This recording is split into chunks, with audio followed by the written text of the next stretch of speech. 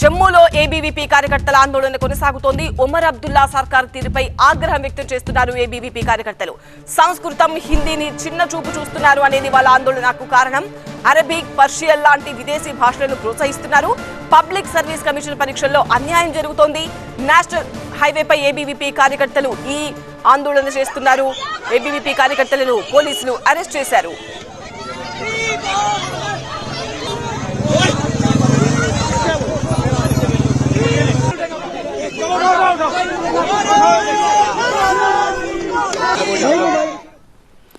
జమ్మూలో ఒమర్ అబ్దుల్లా ప్రభుత్వానికి వ్యతిరేకంగా ఏబీవీపీ కార్యకర్తలు చేస్తున్న ఆందోళనను చూస్తున్నాం. తీవ్ర ఉద్రిక్తతకు దారితీసింది ఆందోళన. హైవేపై బైఠాయించి నినాదాలు చేశారు ఆందోళనకారులు.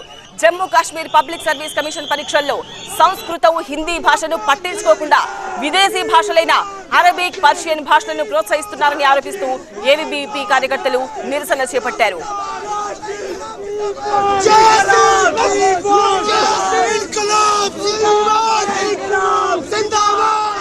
ప్రభుత్వ తీరుతో చాలా మందికి అన్యాయం జరుగుతోందని ఏబీవీపీ కార్యకర్తలు ఆరోపిస్తున్నారు. హైవేపై ధర్నా చేస్తున్న వాళ్లకు పోలీసులకు మధ్య తోపులాట జరిగింది.